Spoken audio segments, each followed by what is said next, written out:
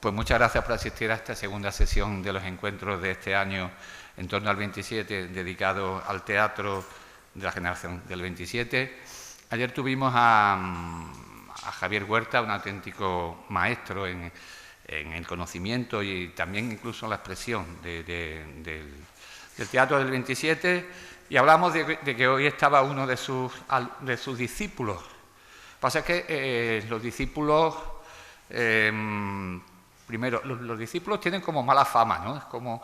Y no estamos de acuerdo. No, el concepto discípulos tiene como mala fama.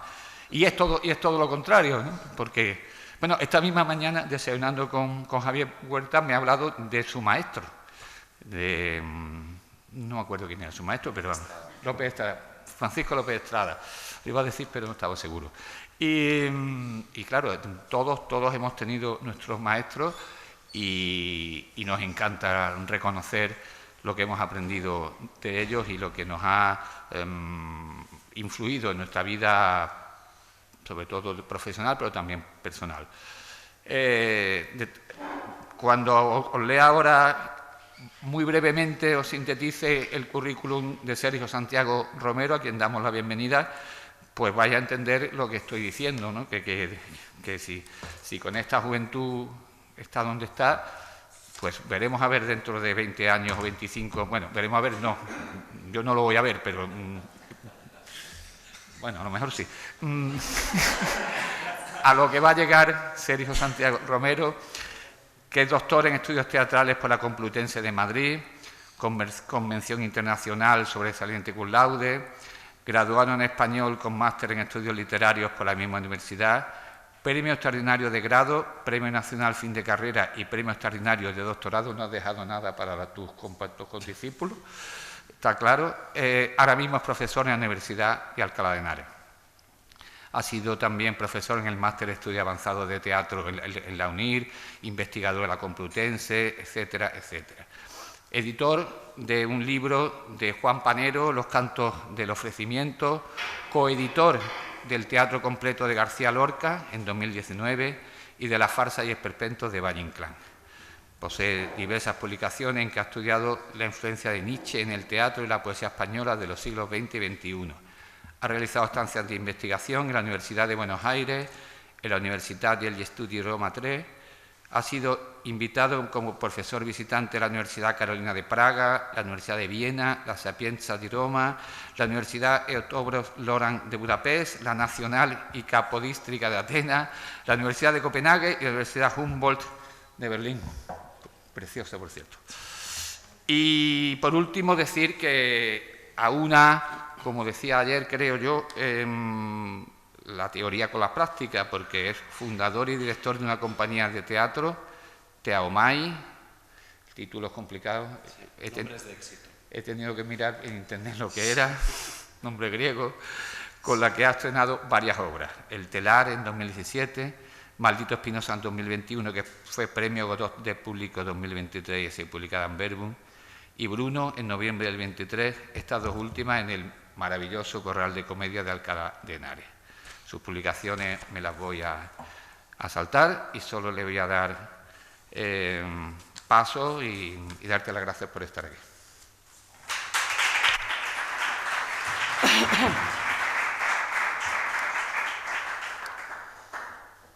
Muy buenas tardes, muchas gracias Javier por la presentación. A ver, los discípulos y la fama. Vamos a ver. Muchas gracias a todos ustedes por su presencia. Quiero empezar dando las gracias al Ayuntamiento de Manzanares y a Gloria Patón y a Javier Laveira por organizar estos hermosísimos encuentros en torno al 27 en esta no menos hermosa ciudad. Debo decir que para mí Manzanares, a pesar del calor, es un oasis en este fin de curso en el que mi vida cotidiana es estar sepultado bajo una torre de exámenes, trabajos de fin de grado, revisiones y discusiones propias del fin de curso, y de pronto poder venir aquí y hablar de la generación del 27, pues es un auténtico oasis con palmera y todo, ¿eh? Tiene una palmera muy grande. A nivel de programa me veo emparedado entre mi maestro, Javier Huerta, y mi querida colega y amiga Ángela Martín, y ello me consuela sobremanera, porque albergo la esperanza de que el recuerdo de uno y el presentimiento de la otra sean capaces de opacar todo aquello que pueda ser poco meritorio de mi intervención de hoy. Voy a ello porque además tampoco quiero pasarme del tiempo, y eso que acostumbro, porque tengo mucho rollo, pero lo voy a intentar evitar todo lo que pueda, por eso voy a poner el cronómetro. Para enmarcar nuestra conversación de esta tarde, convendría principiar indagando, aunque pueda parecer muy básico, luego verán que la pregunta tiene algo más de enjundia, ¿qué es el teatro del 27? O incluso, ¿qué es la generación del 27? Si es que es algo. Las tempranas vísperas de esta efeméride, porque por aquí y por allá estamos ya conmemorando con 2 años de adelanto el centenario, ¿no? Podrían ser, en julio tenemos un congreso en Astorga que se llama Hacia el 27, y tú dices, 2025. Estamos conmemorando con 2 años de adelanto el centenario, pero digo que estas vísperas, largas vísperas, podrían servirnos casi como vigilia o como ejercicios espirituales preparatorios que nos permitan reflexionar con el gran público, con ustedes, sobre algunos asuntos acerca de los cuales la crítica viene disertando desde hace décadas. Por ejemplo, la opacidad del concepto de generación y sus limitaciones para organizar taxonómicamente la vida intelectual de un periodo histórico. Por ejemplo, la poca permeabilidad del concepto de generación para acoger, y cuando digo acoger me refiero a visibilizar, la disidencia y lo periférico del canon que cada generación construye. Por ejemplo, mujeres, autores que están fuera de Madrid, o con otras coordenadas ideológicas o estéticas, en el caso del 27. Y también, por ejemplo, dentro de estas problematizaciones, ¿no?, las cuestiones difíciles, ¿no?, que hay en el hecho de considerar como grupo a un conjunto de autores, muchos de los cuales tuvieron muy poco en común, tanto en lo personal como en lo escritural. Y voy a recordar, porque es famosa, una pequeña anécdota que ilustra muy bien esto, ¿no? Cuenta Vicente Aleixandre que ya en la posguerra, cuando él publica los 2 tomos de sus obras completas, uno de los envíos que hace es a Cernuda, en México, ¿no?, y le envía sus obras completas. Lo que pasa es que, claro, para poder recogerlas de la aduana, Cernuda tenía que pagar un pequeño precio, ¿no?, para poder recoger esos libros. Y Cernuda no lo pagó, ¿no? Los libros fueron hasta México y, según llegaron a México, volvieron a España porque Cernuda no pagó ese pequeño, y le mandó una carta a Vicente Aleixandre diciéndole: lo siento, Vicente, pero no tengo dinero, no estoy yo para libros, ¿no? Y claro, todo esto para escándalo del círculo de poetas, ¿no?, que revoloteaba todo el tiempo en torno a Vicente Aleixandre, pero con enorme serenidad por parte de este, que les decía a todos: hombre, si es que yo a Cernuda le vi 2 o 3 veces. Es decir, tampoco es que estuviéramos todos los días tomando café.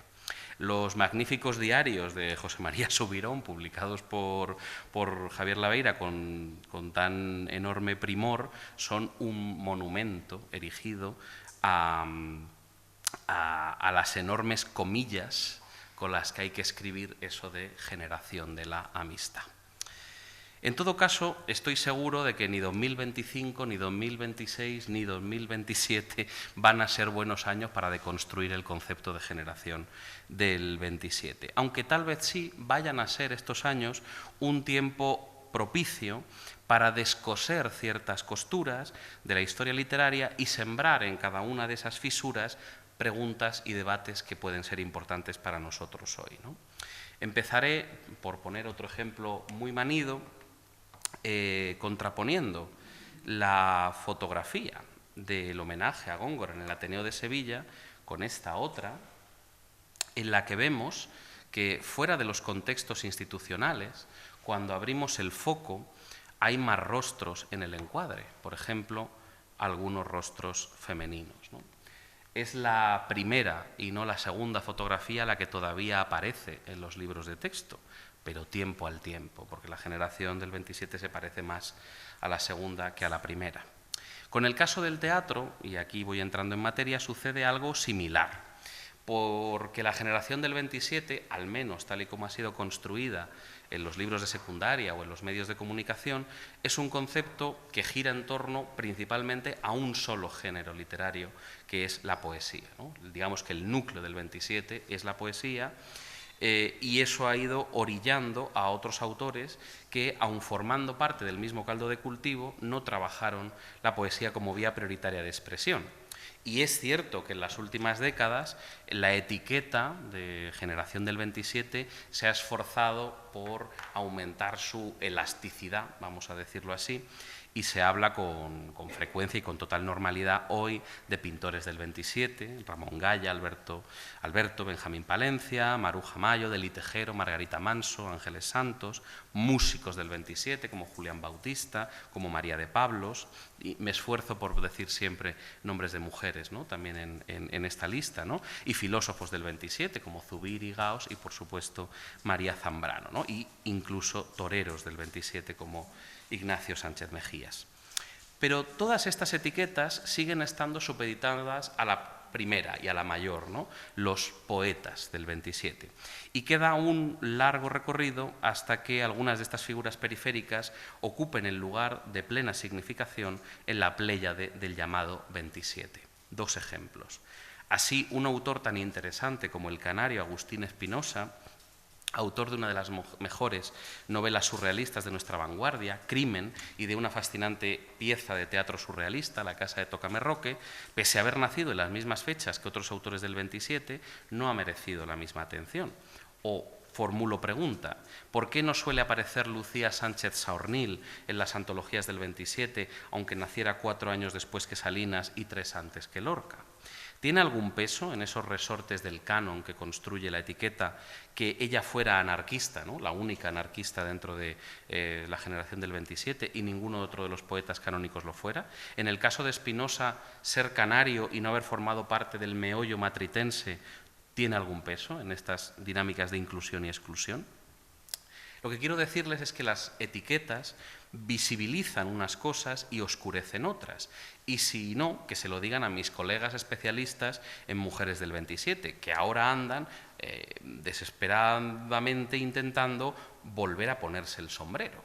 Perdónenme la broma, ¿no? Porque el manido nombre de las sin sombrero, que estamos... ya este documental que aparece hace un par de años lo terminó de consagrar, pues se ha demostrado menos hospitalario de lo esperado, ¿no? Y pues ahora lo que mis colegas me insisten en repetir es que no debemos llamarlas las sin sombrero, sino mujeres del 27, ¿no? Creadoras del 27. Las etiquetas catalogan, pero también silencian. Por ejemplo, que Max Aub se ha estudiado como un autor del exilio nos hace olvidar que también es un escritor del 27, que tuvo producción de preguerra, tanto narrativa como teatral, y que esta es digna de consideración y de estudio. Lo que voy a hacer esta tarde es unas breves escalas, trazar un somero paisaje sobre un aspecto del teatro del 27, la búsqueda de renovación de la escena española en las fuentes de la teatralidad ritual y litúrgica del teatro grecolatino y del teatro del siglo de oro, que nos permitirá asomarnos a la constelación del 27 desde otro lugar, al plantearnos precisamente las grisuras del Marbete, sus imperfecciones, sobre todo las que demuestra el Marbete cuando se trata de hablar de teatro. Porque, y esto es otra advertencia inicial, es mi intención hoy hablar de teatro y no de literatura dramática. Razón por la cual haré sucesivas alusiones a aspectos de la puesta en escena. Los cretinos lo llaman plástica teatral, ¿no? Pero bueno, la puesta en escena, voy a hablar de puesta en escena. Esos elementos que forman parte de ese impulso del teatro de vanguardia. Y para hacerlo voy a bosquejar este panorama con algunos textos y algunas imágenes, ¿no? Por cierto, con alguna sorpresa, ¿no? que dejaré para el final. Bien, acostumbro a decir a mis estudiantes que si me dieran la posibilidad de borrar para siempre una expresión que aparece una y otra vez en sus exámenes, esta frase sería, y verán cómo a partir de ahora la van a escuchar un montón, se van a dar cuenta de toda la gente que dice esto. Yo prohibiría en los exámenes la frase rompe con todo lo anterior. que los estudiantes suelen aplicar a un autor o movimiento que renueva o subvierta a sus precedentes. A partir de ahora, ustedes que seguro que son asiduos, van a ver cuántos conferenciantes vienen aquí y dicen, rompe con todo lo anterior. La afirmación, lamentablemente, está vacía. Primero habría que preguntarse qué es romper y qué es todo. Pero es que además también es falsa, porque primero nadie puede quebrar absolutamente con cualquier cosa previa existente. De otras cosas, si un escritor rompiera con todo lo anterior, no escribiría, porque ya el mero hecho de escribir, o de escribir teatro, o de escribir poesía, implica un respeto a una tradición y a unas expectativas precedentes. Y segundo, porque esa categoría de lo anterior es demasiado vaga, ¿no? Parece difícil imaginar a alguien que pueda hacer algo que nadie en ningún otro momento de la historia, en ningún otro lugar, haya hecho. Así, el gesto vanguardista de los novísimos, de los poetas novísimos, rompe, aceptemos Pulpo, con el realismo social de la poesía de los 50, pero no con la poesía surrealista de Aleixandre, de Rosales y de Dámaso Alonso de la primera posguerra, que entronca con el 27, de hecho son los mismos autores, y también con el romanticismo e incluso con algunas vetas de la poesía del barroco, en Sor Juana o Bocángel, ¿no? Por tanto, romper con todo, no. Y por eso deberíamos empezar por el principio y decir que si algo está claro del teatro del 27, si hay algo de lo que podamos estar completamente seguros, es de que el teatro del 27 no rompe con todo lo anterior.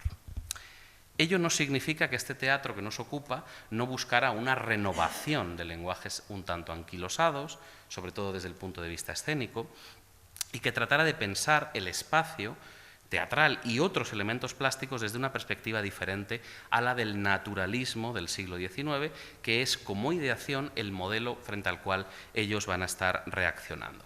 Pero esta renovación no se inicia en el 27 y tampoco con la Segunda República. Aventuro que algo de esto pudo decir ayer Javier, porque es un asunto sobre el que él suele insistir, ¿no? Que realmente ya en los años 20 podemos encontrar los primeros síntomas de esa profunda renovación. Lo cierto es que el 27 es la puntilla de un largo proceso iniciado a finales del siglo XIX con Valle Inclán y con los autores del 98, con el Teatro de Azorín, el de Unamuno y más adelante ya con el de Gómez de la Serna. Y vamos a hacer un pequeño repaso. El teatro a principios del siglo XX era esto, ¿no? Escenografías que responden al llamado ilusionismo naturalista. Es decir, si la cosa pasa en un castillo, el decorado es un telón pintado o una escenografía de bastidor que representa un castillo. Si pasa en una selva, hay una selva. Y si yo soy romano, voy vestido de romano, y si soy griego, llevo una toga, y si soy labrador, voy vestido... O sea, eso es el ilusionismo naturalista, un teatro que trata de espejar la realidad tal y como es, ¿no? Trata de generar la ilusión de realidad en el espectador. Fíjense, esto es La Malquerida de Benavente, ¿no? Todo esto es mentira, ¿no? Es una ilusión, eso realmente es un cartón pintado con una puerta de troquel que da acceso al interior del escenario, ¿no? Pero todo está pintado, incluso esos cuadros, solo la mesita es de verdad. Esto es una escenografía lo van a reconocer, es fácil reconocer qué obra es esta, ¿no? Esto es Don Juan Tenorio, la escena en que Don Juan va a visitar a Lucía en la reja, y salvo la reja todo es mentira, esto no es más que una tela, ¿no? Que evoca la esquina de una plaza. Este es el teatro antes del 27, ¿no? Y conforme vayamos avanzando, y estos son figurines, ¿no? Y fotografías de El otro de Unamuno o de La Fedra, ¿no? Del 32, vamos a ver cómo vamos a encontrar cada vez escenografías arquitectónicas, y que se van a ir depurando en su pureza, ¿no? Aquí tenemos una cierta desrealización, ¿no? Un cierto expresionismo, un cierto distanciamiento de ese espejo de la realidad que encontramos ya en Cuento de Abril de Valle Inclán, que es de 1910, o La Marquesa Rosalinda. Aquí está María Guerrero y su marido, Eduardo Díaz de Mendoza, en La Marquesa Rosalinda, que la fecha está equivocada, el estreno, la obra es del 11, pero el estreno, esta fotografía, es de 1913, ¿no? Y llegaremos en 1929, un autor que todavía no es del 27, Ramón Gómez de la Serna, con los medios seres. Esto ya es otra cosa completamente distinta, ¿no? Ya no estamos en un código naturalista, es una obra bastante ya desrealizada, en la que los protagonistas están partidos por la mitad, son seres que están a la mitad y que están buscando su media naranja, digamos, ¿no? Y las soluciones que tanto los propios personajes estaban cubiertos la mitad de su cara y de su ropa con ese betún, y también la escenografía jugaba con esto, ¿no? No hay que olvidar, cuando planteamos el panorama histórico del teatro de esta época, que los autores que hemos señalado hasta ahora, Unamuno, Gómez de la Serna, Azorín, siguen escribiendo y estrenando en los años 20 y 30, que el Esperpento, como gran hito de ese teatro anterior al 27, nace en 1920, o, por ejemplo, y esta es la fotografía que me parece muy reveladora, que el estreno de Divinas Palabras de Valle Inclán, aunque es un texto de 1919, se produce en 1933, solo un año antes, menos de un año en realidad, de que se estrene Yerma, en el mismo lugar, en el Teatro Español de Madrid, con la misma protagonista, que es Margarita Sirgu, aquí está haciendo de Marigaila, aquí está haciendo de Yerma, y con el mismo director de escena, que es Cipriano Rivas Cherif. Es decir, que no representan en realidad Divinas Palabras y Yerma dos momentos alejados de la historia del teatro, si consideramos la puesta en escena, ¿no? Por cierto, al ensayo general de Yerma, en el 34, que se estrena a finales del 34, acuden al ensayo general Benavente y Valle Inclán, para que veáis hasta qué punto el enlace es continuo, ¿no? Quisiera hacer una breve alusión a un elemento que va, digamos, a engarzar esos dos momentos de renovación, ¿no? El del 27 y el teatro anterior al 27, que es lo que yo he llamado el triunfo de la marioneta. Y ahora van a entender a qué me refiero. Agustín Muñoz Alonso, un catedrático de la Universidad de Castilla-La Mancha, ya jubilado, pero el mayor experto en teatro de vanguardia, en teatro del 27 hasta nuestros días, definió todo este proceso de renovación. Yo no sé si se dan cuenta, porque si hoy vamos al teatro y viéramos esta escenografía, o esta escenografía, que en realidad sigue siendo un telón pintado, o viéramos esta imagen, pues tampoco nos parecería tan sorprendente al teatro y ver esto, y no nos parecería escandaloso. Pero no perdamos de vista que de lo que venimos 20 años antes es de esto. Entonces, la historia del teatro en esta época es pasar de este concepto de teatralidad a algo más parecido a esto. Y lo que hay entre medias son unos cuantos conceptos que son importantes, entre ellos este que acuña Muñoz Alonso, que es el de reteatralización. Es una palabra horrorosa. Reteatralización. Un concepto que también ha sido últimamente problematizado, ¿no? Porque reteatralizar es volver a teatralizar el teatro, ¿no? Y cabría preguntarse cómo se reteatra el teatro, o qué pasa, que el teatro antes de la reteatralización no era teatral.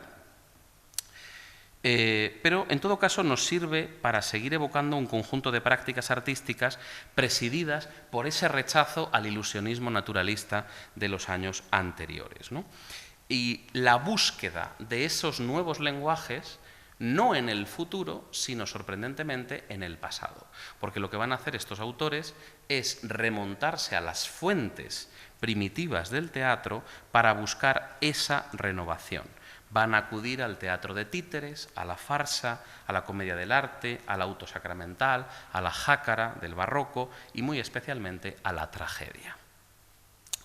Esto, por tanto, no es un romper con todo lo anterior, sino más bien un volverse sobre sí del teatro, ¿no? Volver a los orígenes para encontrar en ellos aguas claras donde beber y donde limpiar la cenicienta escena decimonónica, cuyos epígonos, Echegaray, los hermanos Álvarez Quintero, Villa Espesa, Marquina, siguen siendo quienes copan el éxito de los teatros. Porque esto también, ustedes lo saben, una cosa es la historia del teatro y otra cosa es la historia de los espectáculos.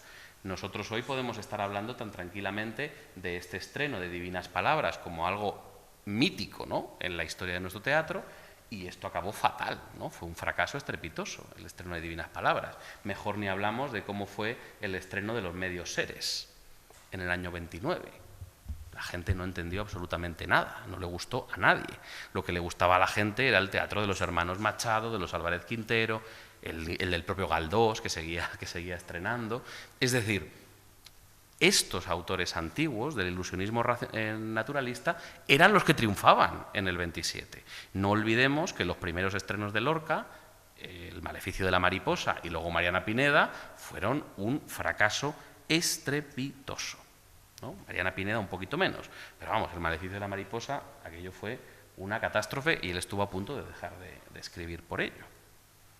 Bien, en esta búsqueda de la teatralidad en las viejas fuentes del teatro, hay un nombre que va a salir varias veces en mi conversación de hoy, que es el del británico Edward Gordon Craig, ¿no? Este teórico, teatrero, director, actor, gran renovador de la escena europea, que estaba obsesionado por alcanzar la organicidad de la obra de arte, superando todo aquello que había en el teatro de mentira, ¿no? Y esto es algo que el 27 va a recuperar todo el tiempo, ¿no? Esos telones pintados, ¿no?, que simulan un castillo, que simulan una fachada, pero que no son una fachada. Vamos a acabar con todo eso. Vamos a hacer un teatro que no sea un arte de la mentira, sino lo que debiera ser siempre, que es un arte de la verdad, ¿no? Cuando Lorca luego en el público diga estoy harto de ese teatro en el que cuando cae el telón Romeo y Julieta se levantan y siguen como si nada, o donde cuando hay un desnudo dicen los pechos son de celuloide,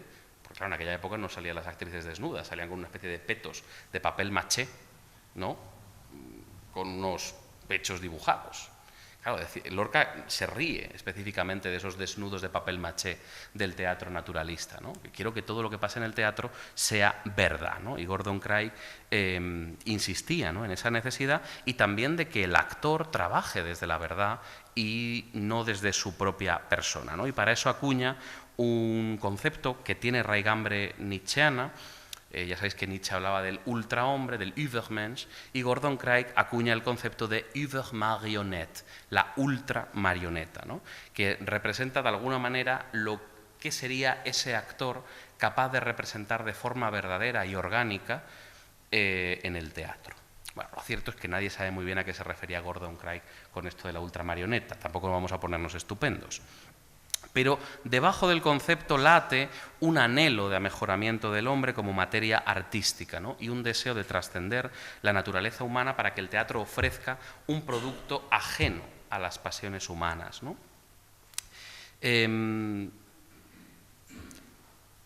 Y por eso el concepto de ultramarioneta no trata de competir con la verdad o con la vida, sino de superarla, ¿no? Dice él, la supermarioneta no competirá con la vida, sino que más bien irá más allá de ella. Su ideal no será la carne y la sangre, sino más bien el cuerpo en catalepsia. Aspirará a verter con una belleza similar a la muerte, aun cuando emana espíritu lleno de vida.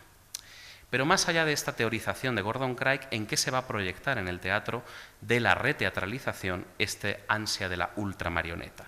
Pues primariamente, y por mucho que pueda parecer naif, en un regreso al teatro de títeres, al teatro de muñecos, tan antiguo como el propio teatro, como el propio juego, experiencia primaria y casi predramática, jugar con un muñeco, hacerle hablar, ponerle a ser. ¿No es eso lo que hacen todos los niños y no es eso ya una experiencia preteatral? Esa búsqueda del origen del teatro en el muñeco condensa la oportunidad de hacer un espectáculo sin actores, ¿no?, que es lo que buscaba Gordon Craig. A partir de ahora, cuando vayan al Teatro de la Edad de Plata, no van a parar de ver muñecos por todas partes, ¿no? De muñecos, de fantoches y de espantajos habla mucho Valle-Inclán en Los cuernos de Don Friolera, donde teoriza sobre la muñequización del personaje como rasgo definitorio del esperpento. Está, por supuesto, en el tablado de marionetas para la educación de príncipes y en el retablo de la avaricia, la lujuria y la muerte, donde tenemos una pequeña pieza, ligazón, que es un auto para siluetas, es decir, una obra para sombras chinescas. Y si eso lo hace Valle Inclán en el teatro anterior al 27, también lo vamos a encontrar en el teatro del 27. García Lorca se acercó al teatro titiritesco tanto de forma explícita, recuerden esta pequeña obrita de títeres que prepara con Falla y que representa en la huerta de San Vicente, la niña que riega la albahaca y el príncipe preguntón, y más adelante, ya en su época madura, los títeres de Cachiporra, el retablillo de Don Cristóbal, pero también emplea el teatro de títeres, el teatro de objetos, como inspiración, porque está, aunque no es teatro de objetos, en Amor de Don Perlimplín, con Belisa en su jardín, en La zapatera prodigiosa e incluso en el teatro surrealista, ¿no? En Así que pasan 5 años, con ese personaje que es un maniquí de un vestido de novia. Entre uno y otro, entre los títeres de Valle Inclán y los títeres de Lorca, hay una figura determinante en esta vuelta al teatro de muñecos, a la ultramarioneta, que es Jacinto Grau y su obra El señor de Pigmalión, estrenada en 1921 en el Teatro Cómico de Madrid, en una puesta en escena que debe contarse entre las más vanguardistas de la Edad de Plata, sobre todo gracias a esta maravillosa escenografía cubista que diseñó Bartolozzi para la obra. Recordemos, ¿se acuerdan del Don Juan Tenorio? Pues es que hemos pasado a esto, una escenografía realizada por un pintor en una etapa cubista, ¿no? Es además teatro de vanguardia en lo estético, pero también es un teatro de vanguardia en su recuperación de un mito, en este caso el mito de Pigmalión, para llevarlo al presente, en este caso tenemos y también al metateatro, ¿no? Porque Pigmalión es el protagonista de la obra, es un empresario teatral que lo que ha hecho es fabricar unos autómatas tan buenos que llegan a pensar que tienen vida propia, ¿no? Y lo que hacen estos muñecos, evidentemente, como en el mito, es rebelarse contra su creador y finalmente, bueno, yo es que hago mucho spoiler, pero se lo cargan, ¿no? Se rebelan contra Pigmalión y lo matan, ¿no? Pero todo en este contexto de renovación escenográfica. Siguiendo con este asunto estético y aprovechando que tenemos ante nosotros una de las escenografías más rompedoras de los años 20, hay que pensar cómo cambia el espacio escénico para entender el teatro del 27, ¿no? Y no haría falta profundizar demasiado en eso, porque basta con pensar que lo que va del teatro del 19 al del 20 es un interruptor. La aparición de la luz eléctrica del escenario giratorio van a cambiar por completo la concepción del espectáculo, ¿no? Entre otras cosas porque cada vez que cambiamos una escenografía no va a hacer falta parar durante 20 minutos, porque hay un escenario giratorio con un motor eléctrico que dando la vuelta nos cambia una escena por otra, ¿no? Inspirado por las teorías de Wagner, el siglo XX auspició un retorno a un teatro totalizador, ¿no? Como el griego, que exigía una espacialidad a la altura de los clásicos, teatros inmensos donde cupiera muchísima gente, que evocaran las laderas de los teatros áticos y con ellas su democratización del espacio, es decir, la sensación de que los espectadores componen una asamblea ciudadana que juzga el espectáculo y que no lo asiste a él de rodillas, ¿no? Cuando nosotros vamos a los teatros del siglo XIX, los espectadores están más bajos que los actuantes, ¿verdad? Sin embargo, en este modelo de teatro, en el teatro griego, el espectador está por encima del espectador, por encima del intérprete, ¿no? Vemos desde arriba, ¿no? Somos una asamblea ciudadana juzgando lo que está pasando en escena, ¿no? Y el modelo del Festspielhaus del Bayreuth, construido por Gottfried Semper bajo la estricta supervisión del propio Wagner, basado, por supuesto, en el teatro de Epidauro, ¿no? En Grecia, dio carta de naturaleza a un nuevo modelo de espacialidad que rompía con el edificio teatral burgués del XIX. Arquitectos como Max Littmann, arquitecto de la Ópera de Stuttgart, teatros inmensos, ¿no? Que tienen muy poco que ver con el teatro de la comedia o con el teatro María Guerrero, que son del XIX, también de la ópera de Poznań, del teatro de Weimar y del Schiller Theater de Berlín, consolidaron un modelo que tuvo su continuación en España a través de la figura del arquitecto Teodoro Anasagasti, que firmó proyectos, entre otros, como el Teatro de Fuencarral, el Real Cinema, que hoy es el Teatro Monumental de Madrid, este tipo de espacialidades mucho más amplias, mucho más abiertas, ¿no?, el Gran Teatro de Huelva y el Teatro Pavón de Madrid, que es un teatro muy pequeñito, pero que no se trata de que sean muy grandes, sino de que es amplio y que trata de hacer que entre más gente en la sala, ¿no? Desde finales del XIX hasta bien entradas las primeras décadas del XX, el mundo hispánico se va a llenar de teatros que responden al modelo de teatralidad wagneriano, ¿no? Ejemplos paradigmáticos son el Teatro Colón y el Teatro Avenida de Buenos Aires, el Teatro Coliseum de Madrid, que ahora es un teatro donde vamos a ver musicales, pero es el teatro donde se estrena Bodas de Sangre en 1933. No sé si lo ubican en Gran Vía, este teatro rojo, totalmente y muy moderno, es el teatro donde se estrena Bodas de Sangre. Y muy especialmente, en el caso de Madrid, el Teatro Apolo, un teatro enorme, bellísimo, que estaba en la calle de Alcalá, en su unión con Gran Vía, diseñado por Sander-Lotz y Festow y ejecutado por Alejandro Sureda, que no existe porque ardió en 1929. Y desde el punto de vista estético, la renovación tiene mucho que ver con Gordon Craig, de nuevo, ¿no?, y también con la renovación escénica que propone Adolf Appia, ¿no? De la mano de Gordon Craig, de Appia y de sus continuadores, como Jacques Copeau, se consolida a lo largo del XX un progresivo abandono de las escenografías bidimensionales, de telón pintado y de bastidor, por escenas arquitectónicas, en las que el código naturalista se reemplaza por una visión más orgánica. Este es el Hamlet, un montaje icónico de 1911, el Hamlet que dirige Gordon Craig con el Teatro de Arte de Moscú. Esto es Hamlet. Ahora, ¿nosotros estamos viendo ahí un castillo de la Dinamarca de la Edad Media? No. Lo único que tenemos es una serie de paneles verticales mucho más altos que los actuantes y que de alguna manera evocan esa idea de sacralidad, del poder, de verticalidad, ¿no?, pero que no es naturalista. Esto no es un palacio de Dinamarca, ni muchísimo menos. No es una escenografía realista de una obra del XVII.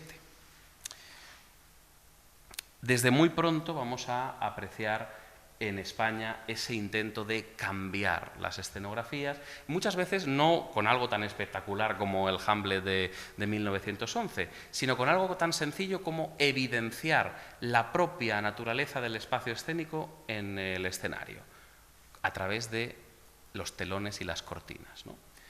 Y lo tenemos ya en El Señor de Pigmalión. Esta es la acotación inicial que dice: en el fondo y a los lados, cortinas de entonaciones oscuras, caídas en pliegues amplios. Por el techo también tela plisada del mismo color. Es decir, mi espacio escénico va a ser puramente hecho con telas. Pero esto es una obra de Azorín, de principios de siglo, comedia de arte, y el único decorado que vemos es cortina o telón de primer término.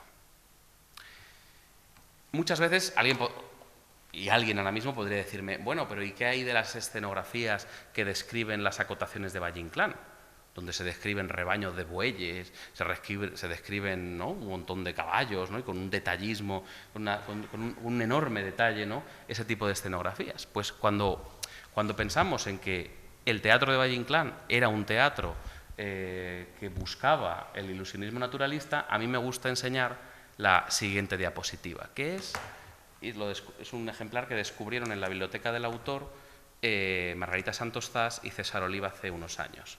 Es el ejemplar que tenía Valle-Inclán de Romance de Lobos en su biblioteca. Hay un momento en que Romance de Lobos no se estrenó en vida de Valle-Inclán, pero hay un momento en que le proponen estrenar la obra. Y Valle-Inclán coge su ejemplar y empieza a adaptar el texto literario para llevarlo a escena. Y lo fascinante, aquí tenemos cortinas, ¿qué es lo que hace Valle-Inclán con esa maravillosa acotación realista? ¿Qué hace? Chac, chac, chac, chac, chac, chac. Lo tacha. ¿Y qué pone arriba? Se hace con cortinas. Y fijaos si tenía sentido, la gente que dice Valle-Inclán no hacía teatro, no pensaba en el teatro, fijaos si tenía sentido escénico Valle-Inclán, que sustituye una unidad mucho más literaria como es la de escena por una que es puramente teatral como la de cuadro. A veces seguimos teniendo en el Teatro del 27 telones pintados, pero ya no son naturalistas. Estos son los, siento la calidad de la foto, son los decorados que Dalí prepara para Mariana Pineda. Estos son los decorados del propio Federico y los vestuarios del propio Federico para La zapatera prodigiosa de 1930, donde estamos en esa, no sé si perciben, esa estética infantilizante, muñequizante, ¿no? Parece que nos lo ha pintado nuestro sobrino, ¿no? El decorado, ¿no? En esa búsqueda de un, como dice Benavente en el prólogo de Los intereses creados, un aniñamiento del teatro, ¿no? Un teatro que vuelve sobre sí mismo, que vuelve a esa época de su primera infancia, ¿no? Y aquí los dos estrenos quizás más importantes por su vanguardismo del periodo, ¿no? El Orfeo de Cocteau, que estrena Cipriano Rivas Cherif en un teatrito mucho más pequeño que esta sala que él tenía en Madrid, el Teatro Caracol, que se estrena con esa escenografía completamente desrealizada ya en 1928, y esta obra, que en realidad también es un auto sacramental, Un sueño de la razón, de Cipriano Rivas Cherif, que como veis se representa con una escenografía que ya reconocemos, cortinas, ¿no? No hay ya ningún elemento realista. Los modelos extranjeros van a ser muy importantes, ¿no? Y entre ellos el Orfeo de Cocteau, que también es teatro mitológico, ¿no? Es la recuperación de un mito para traerla al presente. Pirandello, 6 personajes en busca de un autor. Giraudoux. Es decir, no existiría el Teatro del 27 sin los estrenos de La Salomé de Oscar Wilde, que pudo ver Lorca, o sin los 6 personajes en busca de un autor, que se estrena en Barcelona cuando Lorca está en Barcelona. No se puede entender el público de Lorca sin 6 personajes en busca de un autor. Y pudo verlo porque estuvo en Barcelona, y Lorca estaba en Barcelona mientras estaba la obra. En fin. En esta vuelta a los orígenes se va a volver principalmente a 2 géneros, a la tragedia y al auto sacramental. Tengo que ir rápido, porque quiero llegar a la sorpresa por lo menos. Le traigo una novedad, porque todo esto que estoy diciendo no es tan novedoso, pero lo que viene después sí, y me va a quedar poco tiempo para ello. Como ya señalé antes, uno de los rasgos más acendrados de esta reteatralización es la vuelta hacia las formas primitivas del teatro. Ejemplos de ellos ya en el 27 va a ser, por ejemplo, el Hamlet, otro Hamlet, ¿no? Fíjense si hay ahí la influencia de Gordon Craig, que versionan desde una óptica surrealista Luis Buñuel y José Bello, y que se estrena en el parisino Café Selé de Montparnasse, en París, en el verano del 27, Enemigo que huye, de José Bergamín, que es un auto sacramental, donde también aparece Hamlet. Hamlet vuelve a aparecer por ese influjo de Gordon Craig, unido con otros personajes, ¿no? El Fausto de Goethe o el mismísimo Wagner. También en esta misma estética está El hombre deshabitado, de Rafael Alberti, que es también un auto sacramental, quizás la más lograda recuperación del auto sacramental en nuestro teatro del 27. Y sobre la recuperación del auto sacramental en la Edad de Plata, como parte de esta ola de reteatralización, es un asunto que se ha estudiado muchísimo. Un artículo de Mariano de Paco de 2001 ya lo abordó. Hay un libro entero dedicado a esta cuestión del profesor Emilio Peral de 2021 y un capítulo del libro que vamos a publicar en los próximos meses del profesor Víctor García Ruiz, que de alguna forma repasan todos los autos sacramentales, primero, que se representan durante la República y que son autos sacramentales del siglo XVII, y en segundo lugar, obras del 27 que se acogen al formato, ¿no?, de ese teatro sacramental, ¿no? Se consideran autos sacramentales modernos El hombre deshabitado de Alberti, pero también Quién te ha visto y quién te ve y Sombra de lo que eras, de Miguel Hernández, El casamiento engañoso, de Gonzalo Torrente Ballester, que es del 39, y también otras piezas como La Angelita, de Azorín, El director, de Pedro Salinas, que es del 36, El Pedro López García, de Max Schaub.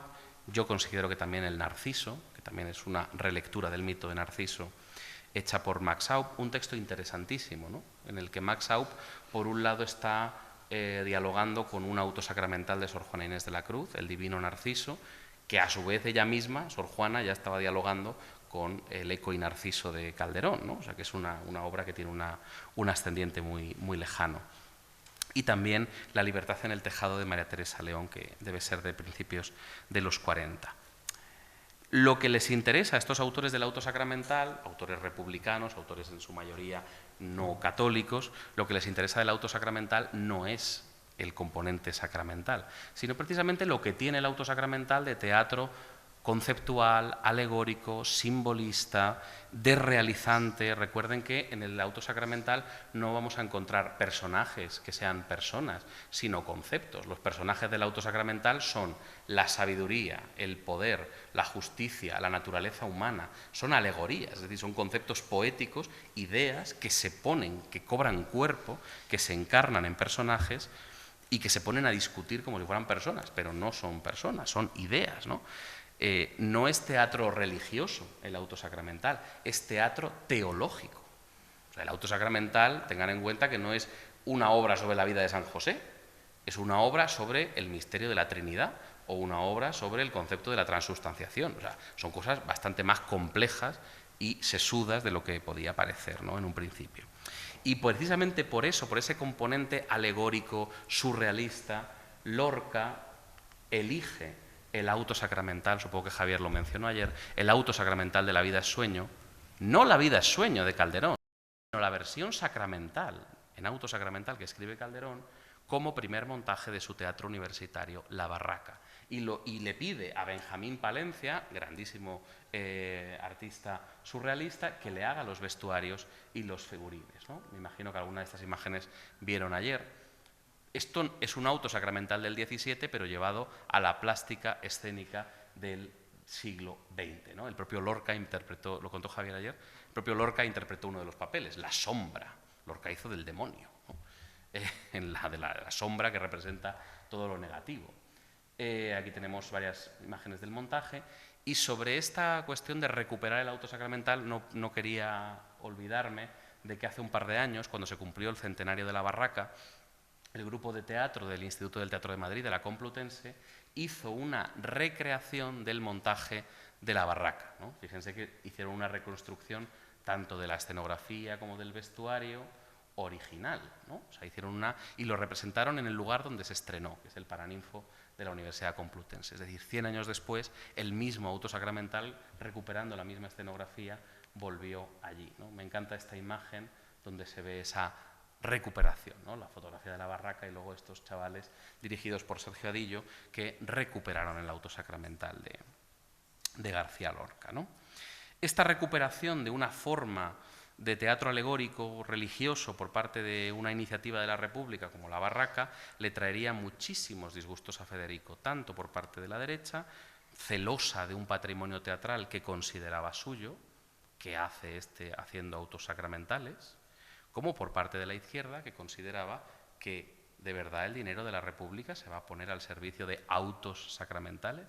Y hay dos, no me da tiempo a detenerme en ellos, pero aquí tenemos una crítica de Sánchez Camargo, un periodista ultraconservador del siglo futuro, de 1934, donde dice directamente que prefiere que los autos sacramentales caigan en el olvido a que estos estudiantillos, ¿no?, y este Federico se atreva a representarlos, ¿no? Preferimos que los inmortales autos sacramentales permanezcan sumidos en el polvo y que de vez en cuando una mano amiga los ojee para exclamar al final de la lectura: ¡qué lástima!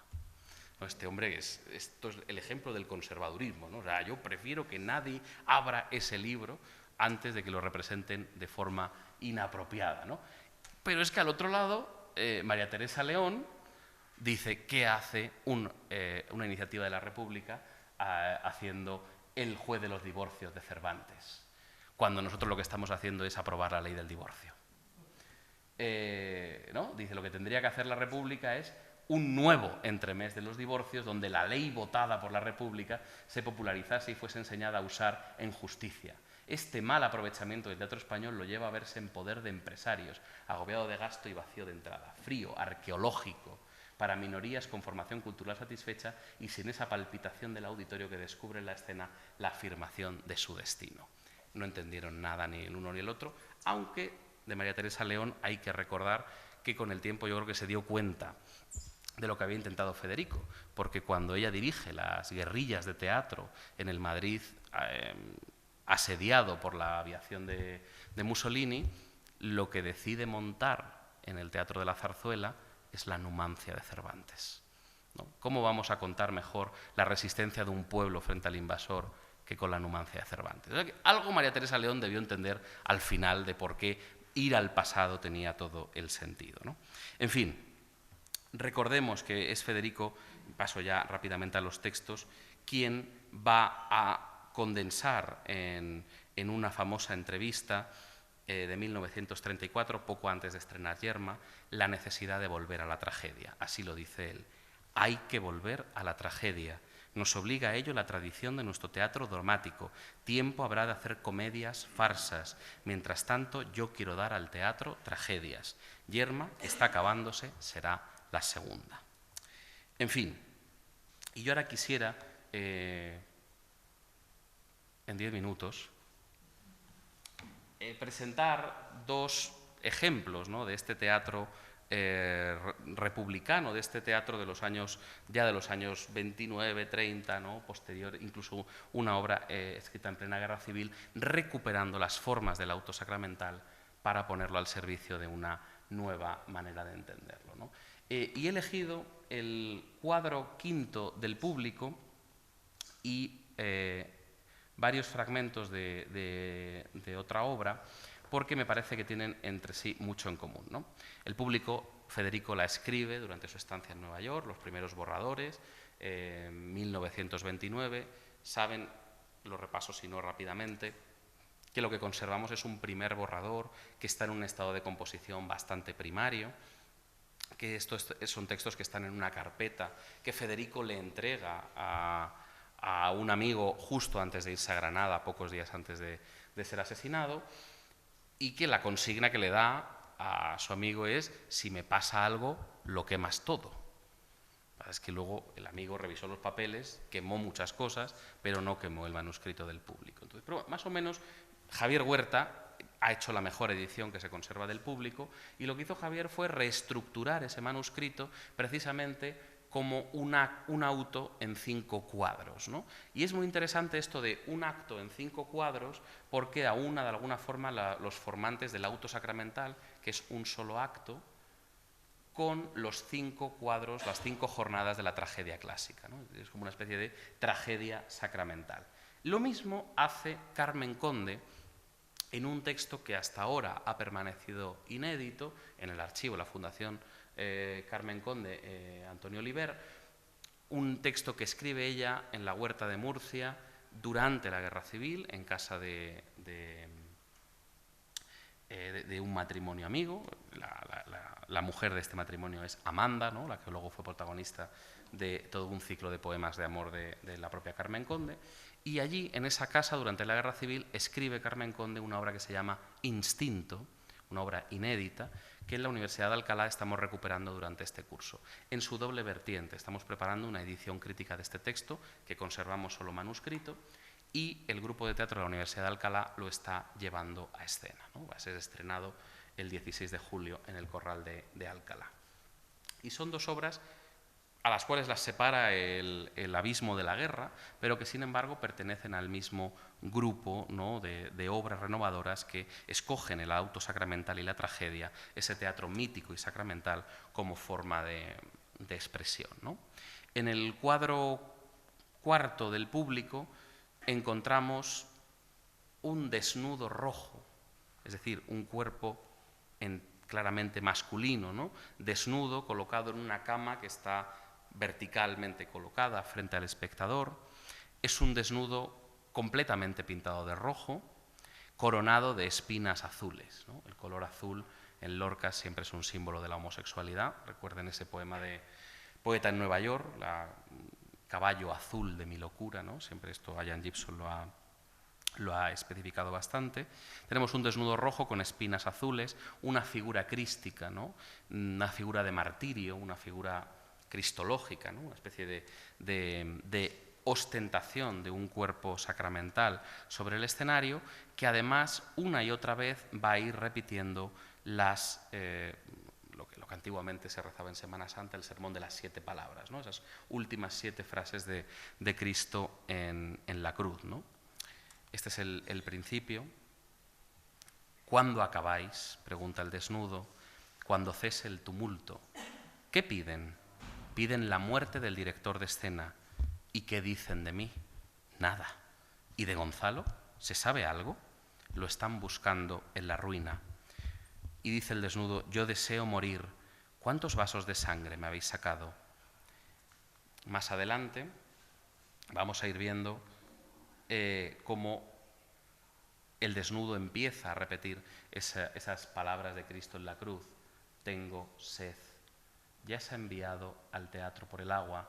La primera bomba de la revolución barrió la cabeza del profesor de retórica, con gran alegría para su mujer, que ahora trabajará tanto que tendrá que ponerse 2 grifos en las tetas. Bueno, estamos en un código completamente surrealista, pero esta crucifixión de un desnudo sobre el escenario es la crucifixión del viejo teatro inmolado por esa revolución de la escena, ¿no? Esas bombas que se van a poner para cambiar el teatro. Y en el caso, voy acercándome ya hacia... Esta es una maravillosa fotografía del montaje de Alex Rigola del Público en 2009. Y ahora me acerco a este texto inédito. Está la sorpresa, porque este texto nadie lo ha leído nunca. Son ustedes los primeros en verlo, porque todavía no ha salido el libro publicado. Es un inédito de Carmen Conde.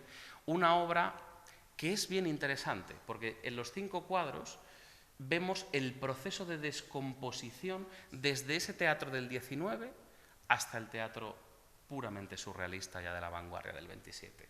La obra empieza en un salón decimonónico, un salón burgués, en el que vive un matrimonio de vida anodina, con una mujer claramente insatisfecha, porque pues, ese matrimonio no es capaz de completar todo lo que ella desea, ¿no? Y conforme va avanzando la obra, ese espacio completamente naturalista, completamente realista, se va desdibujando, empiezan a aparecer figuras alegóricas. Por ejemplo, aparece una bacante, Clotilde, con una túnica griega y coronada de hiedra, así en medio de la escena. Luego empieza a aparecer personajes alegóricos típicos del auto sacramental, aparecen las buenas costumbres, aparece el arrepentimiento, aparecen las virtudes cristianas para recordarle a la mujer cómo debe comportarse y cómo debe someterse, cómo debe someter sus instintos, ¿no? De ahí viene el título de la obra, para ser una mujer de bien. Y ya en el último momento aparecerá el arcángel Gabriel para anunciarle su destino como mujer, que es ser madre, ¿no? Lo que hace Carmen Conde aquí es representar el sometimiento de los instintos de una mujer que quiere ir más allá de lo que las normas sociales le permiten, precisamente porque vive en un contexto en el que otro modelo de mujer no es posible.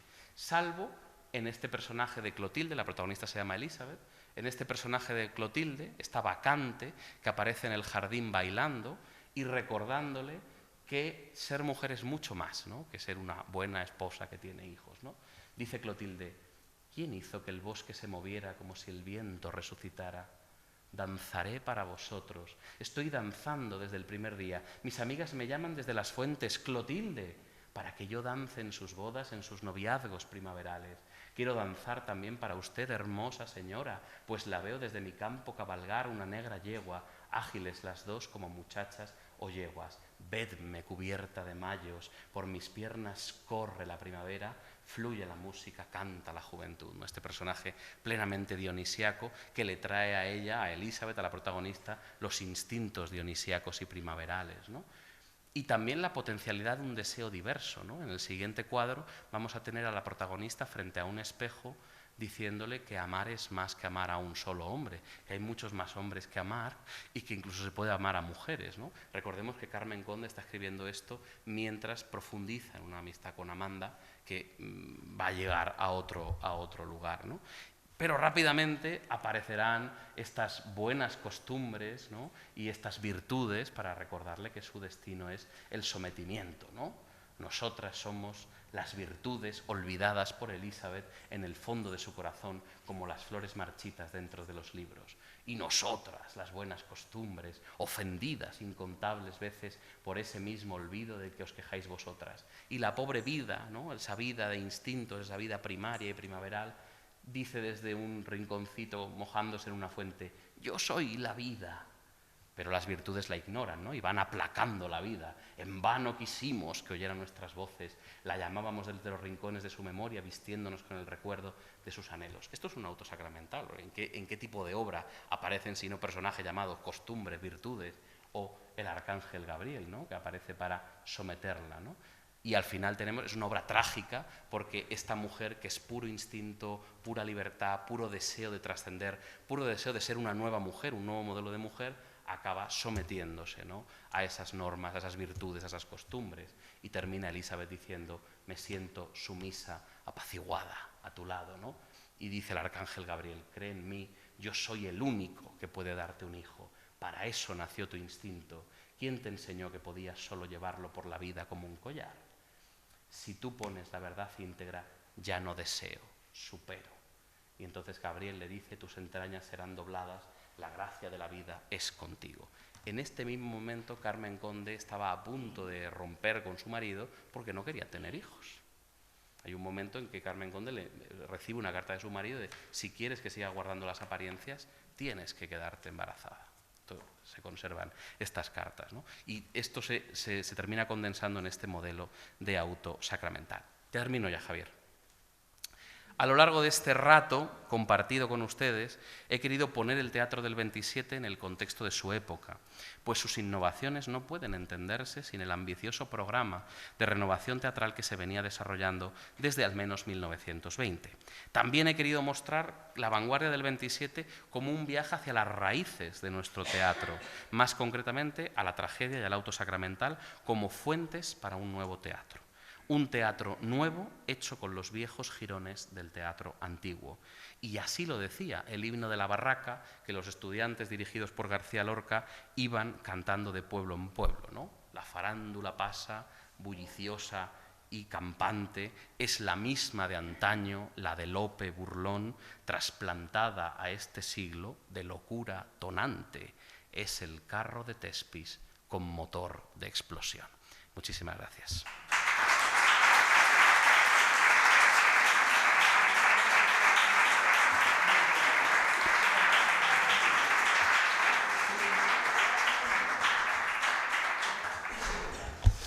Muchísimas gracias, Sergio. Por un momento me he creído como el arcángel Gabriel que estaba diciendo: acaba, yo no he hecho nada. Yo me estaba disciplinando. Yo me estaba disciplinando. Pero bueno, así me he sentido. Quiero comentarte alguna cosa, pero antes quiero saber si alguno de vosotros queréis hacerle alguna pregunta a Sergio o comentar su intervención.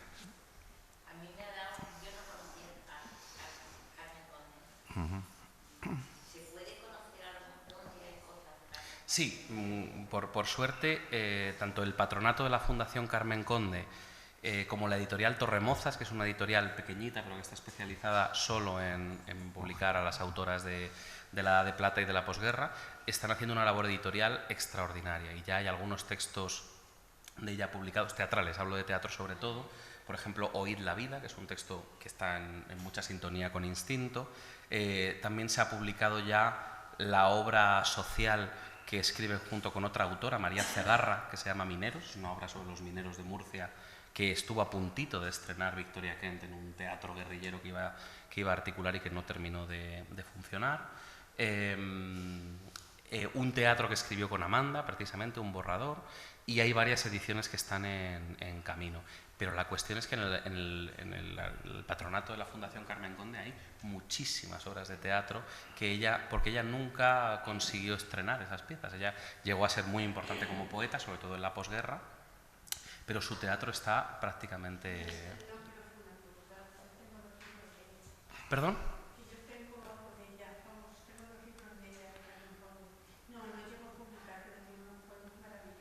Sí, el teatro...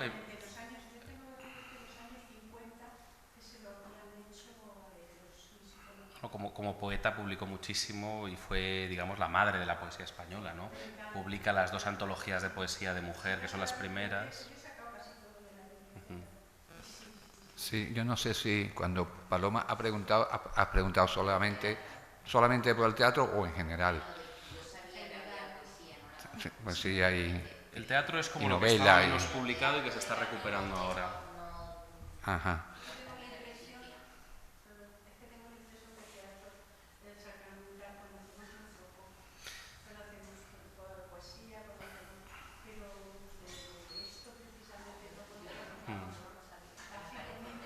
Muchas gracias. Muchas gracias. El patronato está en Cartagena, que no lo ha dicho Sí, Sergio. es cierto. No sabíamos que habían hecho todas esa serie de cosas.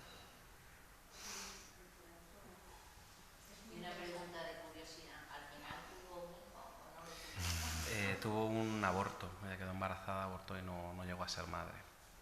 Sí. Sí. Que luego eso fue pues en su poesía se ve mucho, ¿no? Mujer sin Edén, o sea, toda una serie de poemas que tienen mucho que ver con esto de la maternidad frustrada, tremenda, ¿no? Carmen Conde fue, supongo que lo sabéis, la primera mujer en ingresar en la Academia Española. Sí. Este año se ha estrenado una obra de teatro que se llama El Sillón K, precisamente porque ella ocupó el Sillón K.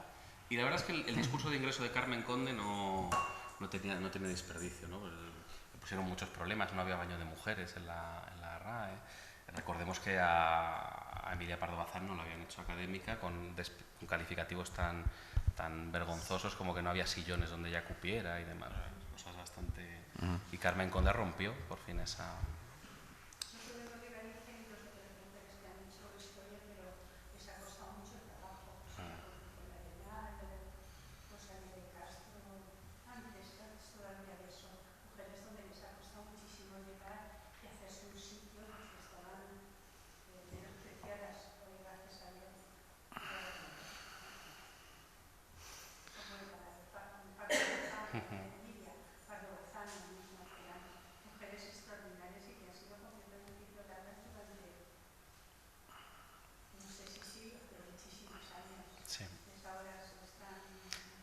Textos que siguen inéditos, ¿no? De Concha Méndez, o sea, hay mucho teatro de mujeres.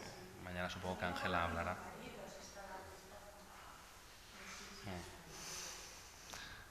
Bueno, yo quería comentar que ayer anunciamos que el año que viene nuestro propósito es dedicar el encuentro del año que viene a las creadoras del 27.